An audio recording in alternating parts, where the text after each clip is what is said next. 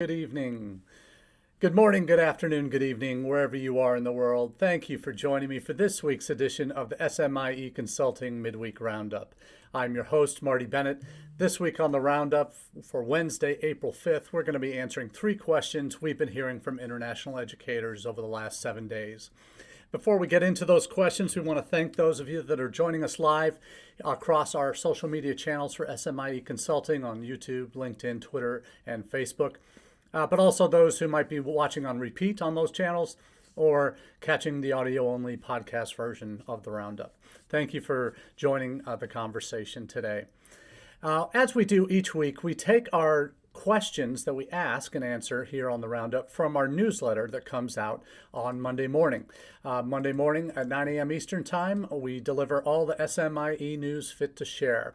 And in case you're wondering, all the SMIE news means social media and international education news. And what I'm doing now is I'm dropping into the chat the links for our most recent edition. We do an email version that you can subscribe to on our website, and I'll drop the link to that as well as a LinkedIn version, as well as an email version of the newsletter, all the SMIE news fit to share. And when we started SMIE Consulting almost 9 years ago now, we had a purpose to bring institutions together to find ways to better reach students and educators around the world. And part of that mission is to deliver news that we know for most of you, you have full-time jobs that take up more than most 40 hours a week of your time, and digesting all the news, international ed news that's out there, not only in the United States, but globally, is hard to do. And that's one thing we've committed to at SMIE Consulting, is to provide both that newsletter that comes out on Mondays as well as this roundup on Wednesdays to delve into some of the topics of the day that impact what we do in international education. So as we do each week, we cover these 3 questions out of the themes that we see developing in that newsletter. And this week is no exception. We're starting off with a topic we cover fairly regularly on the Roundup, and that is the issue of China. What is new in China? And several things have happened, obviously, since the pandemic has run its course through most countries and is now reopening for business in a lot of different ways. And there have been a number of articles that have popped up in the past week that kind of made sense to address what's happening in China as a concern. I'll share some things that we're doing at UNLV, where I work full time, to share with you what our kind of hot takes are on what's going on in the country. First up, as you know, most everyone who's ever tried to recruit students in China if they've had previously, before the pandemic, had gone there, met students at fairs, you were always asked for what your WeChat account, what your WeChat handle is, or other Chinese social media that is unique to that country, behind the Great Firewall, as they do not allow traditional Western social media platforms and even websites to penetrate the Great Firewall. That you need a VPN in order to gain access to those. And many people do in China, but the greater majority don't. And to that end, recruiting digitally in China is going to be different than anywhere else in the world. And our friends over at Sonorbis have been doing this exclusively in China for a number of years, and they're now expanding towards the rest of East Asia. And part of what they do is they focus on WeChat, on having a verified WeChat account for your university, giving you easy tools to manage it. They also provide a wealth of other information to show you timing on when to post and the content that works best, and they provide that service to you as part of their package of services. So what is important about Sonorbis that I've come to know? I've known the owner, Nico, for a number of years, and I feel very confident that they have the services that can help institutions really get a foothold in how to recruit digitally in China, because you do need to have that presence, because as we talk about all the time on the Roundup and any of my consults with universities, you have to have a presence where your audience spends their time. And in China, live where your audience lives means living on their social platforms, in their social ecosystem. So Sino Orbis will help you get there. To that end, they're having a webinar next week that will reflect some of those, the most common trends, are upcoming trends that they're seeing in the Chinese market as it reopens and becomes more re-engaged with the rest of the world beyond the politics of their. But that's just one piece of the China, what's new in China puzzle that we'll talk about today. Also, fairs, recruitment fairs, in-person recruitment fairs are back. And that's something that's happening quite a bit. We're seeing a lot of international schools in particular that had so many struggles of their own during the pandemic, with staff being forced to leave, just because of the impossible nature of life in China during the pandemic when everything was on lockdown for months at a time. That these schools are now back open and fully in person and are now meeting regularly with university visitors, particularly through fairs. And it's good to see those happening again. The challenge really is that some things that have allowed that to occur is obviously January 8th, travel to China reopened for the rest of the world. China also recently reinstated the multiple entry 10-year visa earlier in March. And that's a real bonus for those that are looking to recruit in China. So I know for a fact I'll probably be in the next year at least once, maybe twice, heading to China for, if not just straight recruitment, but certainly partnership work that I'll be doing in country. That's something that is now going to be possible. Right now it isn't, because flights are just outrageously expensive. $10,000 for a direct flight into China from most U.S. airports. So you have to go third countries or go from within Asia to China to make it cost effective. So not saying that you wouldn't do that anyway, but it's extremely expensive if you're just going to China for events.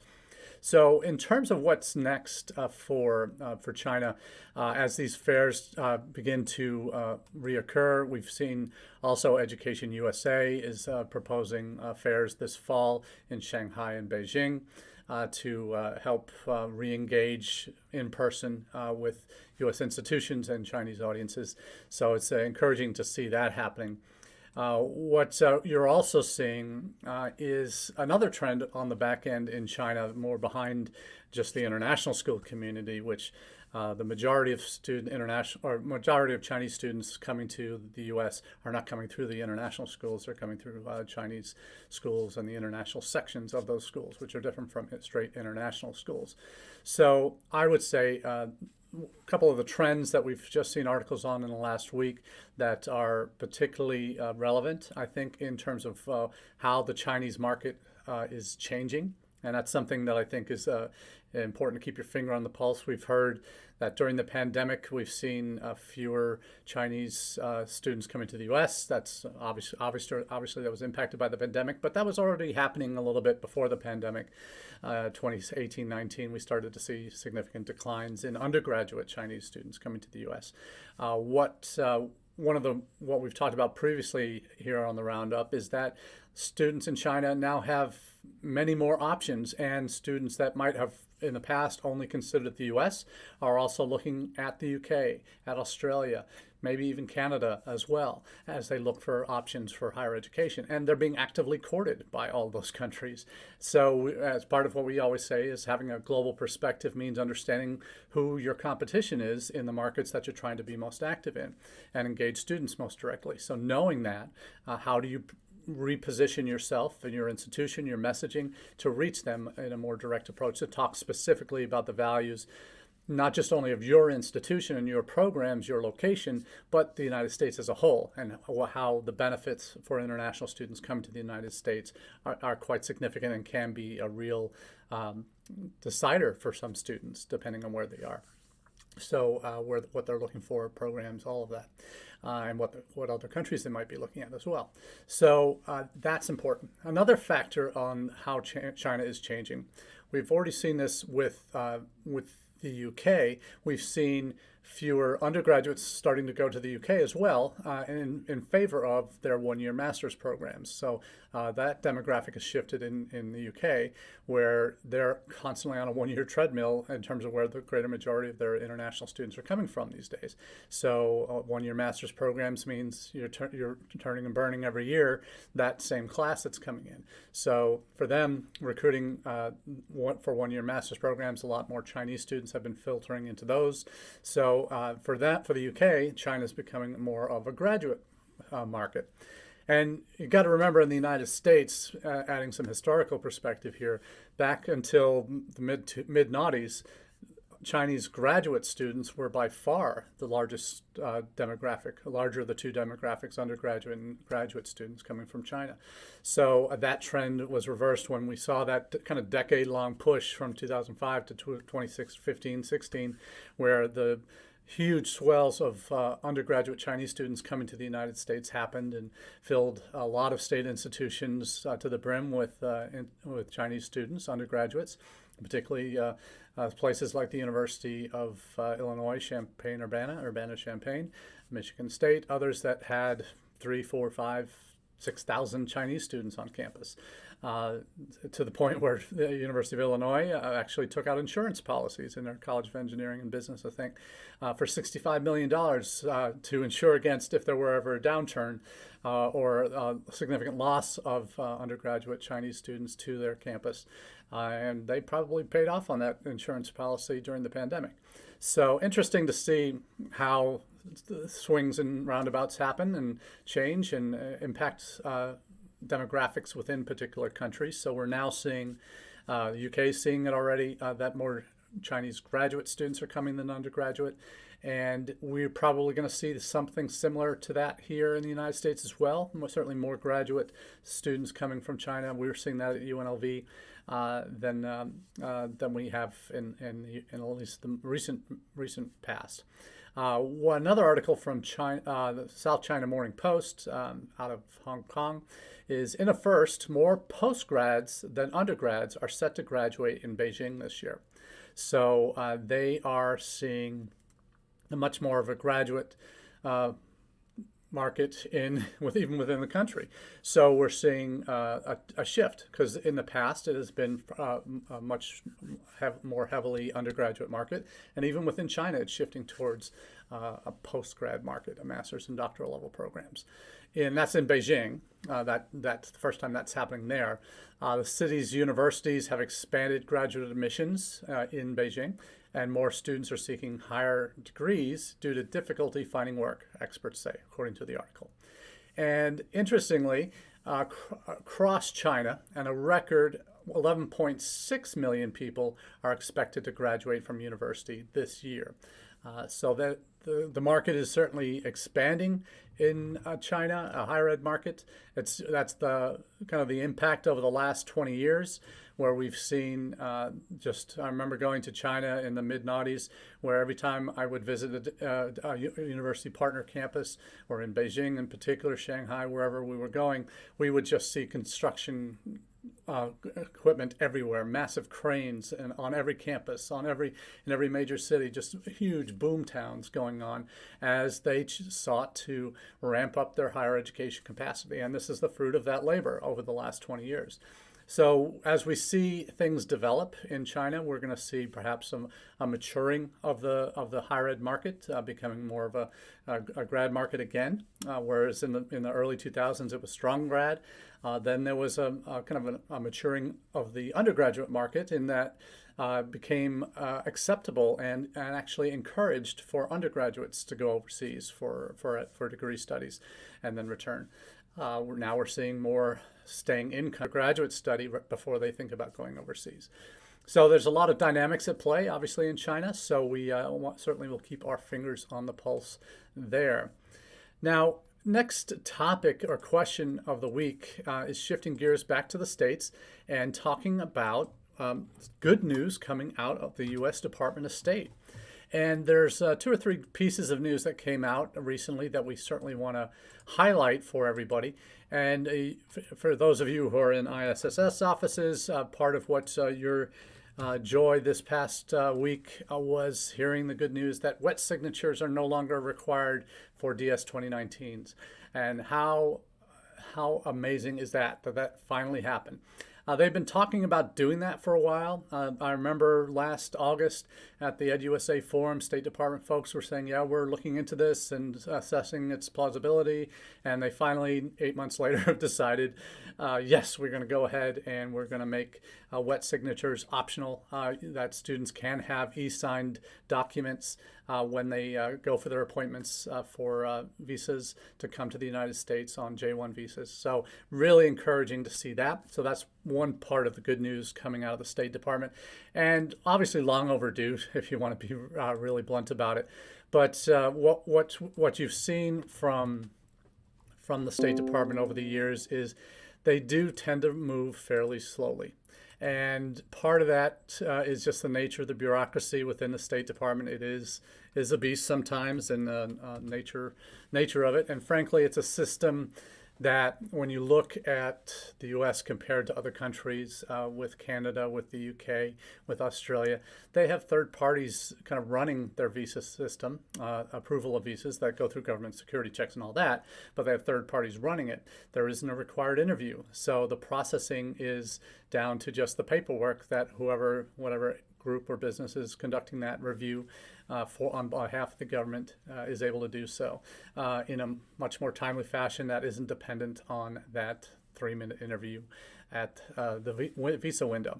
And the U.S. is fairly unique in that regard in terms of these hoops that prospective students and other visitors to the United States must jump through. And that's a longer-term challenge that isn't going to get answered today and probably won't go away anytime soon. But are there other options to do that if it's not an in-person? Can we now look at doing virtual, and how then questions of verifying biometrics and all the other things that the U.S. government does as part of their visa interview process, the physical visit to the embassy or consulate. There are two other bits of news related to the State Department. So in addition to the wet signatures finally going away as a requirement for interviews and documents when students enter the country and such, also we have seen that the DS-160 fee, that's the non-immigrant online application that every student exchange visitor has to fill out. The visa fees have been at $160 for a number of years now, and there was threatening almost doubling, I think more than doubling of that amount that was proposed by the State Department last year. They've come to their senses, I think, and realized that would be too dramatic of a increase, well above what would be normally expected, and that it only has gone up $15 or $25 from $160 to $185. So it could have been a whole lot worse for students that are looking to come this fall for studies in terms of going for visa appointments. They could have been paying upwards of I think $300+ for a visa appointment, for the visa application fee. So in addition to the SEVIS fee that we already know about. So that's and there could have been worse news, as we mentioned in the newsletter. That could have been a lot worse. So to only go up 15% as opposed to doubling, I think that's a pretty good deal. And again, inflation does impact these things, and these prices haven't changed in a number of years. So I guess we got to give. They fund themselves and their activities through the visa fees they bring in terms of consular staffing in a lot of locations. That's dependent on the visa fees that they generate for that post. So it's understandable that there needs to be some increase, and we're just glad and fortunate and thankful at least that it wasn't worse than it was. The third bit of good news, or overall news that was shared by Secretary of State Blinken in his testimony before Congress in the last week or so, and was highlighted in last week's edition of Karen Fisher's Latitudes newsletter, that 70% of all posts globally are under a month in terms of wait times for students and other non-immigrant visa categories. So that's good news indeed, particularly in the light of what's coming over the next 3 or 4 months with the summer rush. That is always the peak period for visa appointments across the globe for those that are coming to the United States for study. So it's encouraging to see that the wait times have decreased, and they will continue to decrease as we get closer to those summer months, and hopefully be in a much more realistic and robust opportunity for a good fall for U.S. colleges and universities in terms of their international student intakes. So we're happy to see those declines in wait times. Secretary Blinken talked about it as a priority, and as well as on the other side of it, issuing passports. And I know in my family that's particularly important. My wife and son will be joining me on an upcoming trip to the UK for the BMI Global Scholarship Summit at the beginning of May, and I'll be able to bring them along. And my son had his applied for his first passport back in February, and it finally arrived right at the end of March. So we got ours within 8 weeks, I think. So happy that passport issuance is a priority, and apparently at a record demand for passports. So that's encouraging to see that. U.S. has got that travel itch too. We want to get out and travel again, like we haven't before. So good to see more people doing that. So some real positive news coming out of the State Department this week. So we gotta be thankful for those opportunities to celebrate our colleagues who work in the State Department, particularly those within Education USA and Education and Cultural Affairs Bureau at State, who do the hard work on the ground around the world. But also in DC. So looking forward to catching up with them at NAFSA. And as those of you that follow Education USA news, they are not having an EduUSA forum this summer in August because NAFSA is in DC. They're bringing all their REACs, all 12, I think, maybe. I think probably 12 REACs. They've got a couple of vacancies. All the REACs advisors, probably more, they'll be sponsoring, and then another group of advisors that always come through their posts, either through Fulbright commissions or embassies or consulates where they're posted, will be able to come to NAFSA as well. So it's going to be a fairly large EduUSA pavilion this year, I think, at NAFSA in terms of staffing, and a lot more opportunities to interact with them. The country fair should be quite good as well. The Embassy Dialogue Committee's typically been responsible for that. It didn't happen last year. We're hoping it does this year. Haven't had confirmation on that yet, but hopefully it will. We have, so with everything happening with EduUSA and not having their own forum in August, you can count on greater representation there amongst the advisors, and obviously all REACs will be in attendance. So hoping for some great conversations in DC for NAFSA at the end of May, beginning of June. So that's our second question. Let's move on to the third and final. And this one is for those of you who know the company, SMIE Consulting. What we do, the first part of that is social media and international ed consulting. And I'm always appreciative of organizations, particularly Inted in the past has done a number of pieces on this. Obviously, the tech companies like Synorbis that we talked about earlier, they always do pieces on the overlap between social media and international ed. And certainly international ed has become increasingly dependent on, certainly during the pandemic, but even before the pandemic, virtual tools were increasingly being used to reach students where they are in the world, because not everybody can travel to 35, 40 countries every year to recruit students. Very few do and have budget for it, but those who still want to have a global reach relied heavily on social and virtual tools to reach students. And that is certainly continuing. What you will see differently is we have to be aware of how things might change politically and how politics impacts what we do in international education. That's always something we need to have forefront of our minds as we're approaching strategies for engagement with students around the world. Is what tools are we using? And obviously, as we talked about with China earlier, we know that our Western social media isn't accessible to the greater majority of population in China unless they have a VPN, and that we need to use the platforms and tools that they use. One of the tools, not necessarily for China, because China has, as most everybody in the U.S. over the last few weeks have heard the congressional testimonies about TikTok and the impact of that program, of that social media platform, is seen as a potential threat. There are 150 million users in the United States, the majority of them young people, college-age population. So TikTok has become an important tool to reach prospective students for a number of universities where there has significant challenge for some institutions to reaching prospective students. And this applies not just domestically, but internationally as well. Since TikTok is a global platform.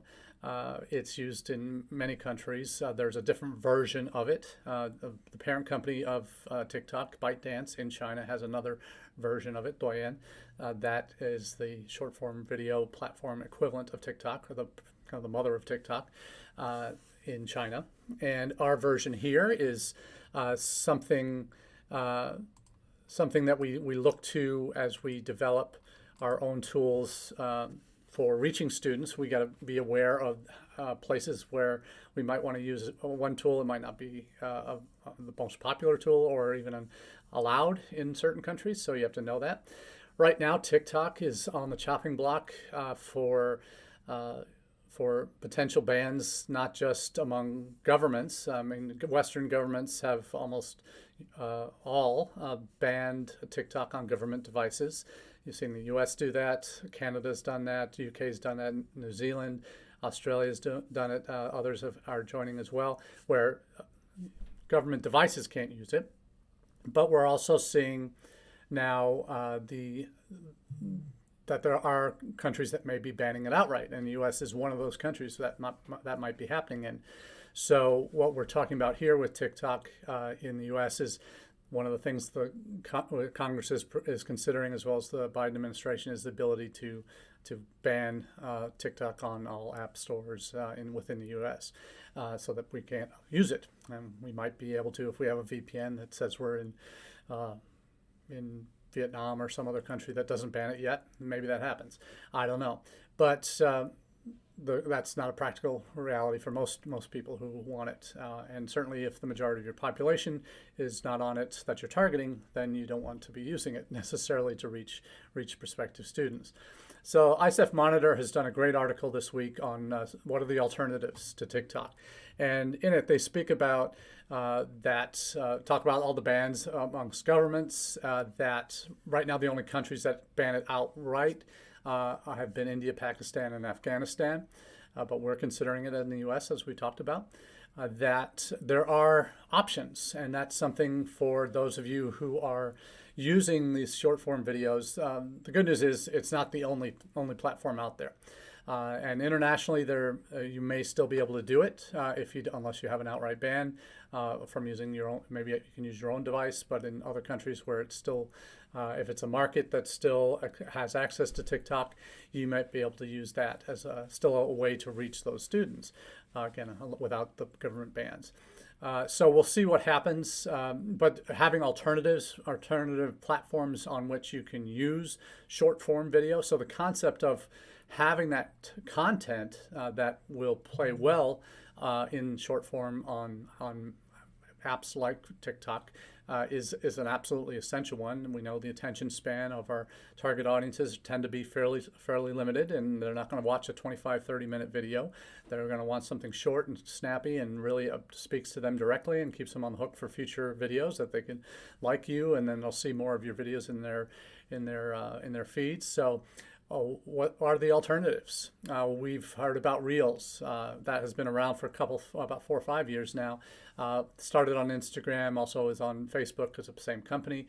From Meta, Facebook and Instagram Reels, that is short form video as well as YouTube Shorts. YouTube's the world's largest video platform, has gotten in on that short form game as well, and has been particularly marketing their short versions of their videos and making that to channels and producers or creators of content, this kind of short form option for them, so that they can compete with Instagram and TikTok. And now that'll mean that if one of those goes away, Instagram and YouTube Shorts might be the only, Reels and Shorts might be the only two that you have to reach your target audiences. So will there be others that pop up? I'm sure there will. There always is a next great thing coming, and we're probably due for something that'll maybe out now, that might be coming on the radar soon, but it hasn't exploded yet in the United States, that might be able to compete and take advantage of TikTok's potential demise in the United States. We'll see what happens there. But the stats from TikTok about just how significant that platform is right now. Outside of the United States, where there are actually 113 million users. We have Indonesia has almost as many TikTok users as we do. So if you're active in recruiting in Indonesia, TikTok is probably something you're going to be using. Brazil, 82 million people are using it in Brazil. Mexico, 57 million. Russia, 54 million, maybe not as popular a market. Vietnam, almost 50 million. Philippines, 43 million. Thailand, 40 million. Turkey, 29 million. Saudi Arabia, 26 million. So huge markets out there that are also some of the top markets to the United States, with the exception of Russia. You see all of those countries on that list are prime markets for the United States in terms of recruiting international students to our colleges and universities. So you see that potentially going away as a market for us in the United States could be significant in terms of our ability to reach students. If we can no longer use TikTok in the United States, maybe we only use it when we're traveling in those countries on our own personal devices to reach students in those key markets. Or if we have in-country reps, maybe we funnel all of our content specific to those markets through them to reach students directly. So there's a lot of pressure and uncertainty at this point in time as it relates to TikTok, in terms of what do we do if it does go away as an option in the United States. But we do need to be prepared. And kudos to the folks at ICF Global and the ICF Monitor for putting out this report this week that details those important reference points for us all. So that's all we have for you this week on the Roundup. I want to thank you for being a part of the conversation, and we look forward to chatting with you again in the weeks and months to come. So until next week,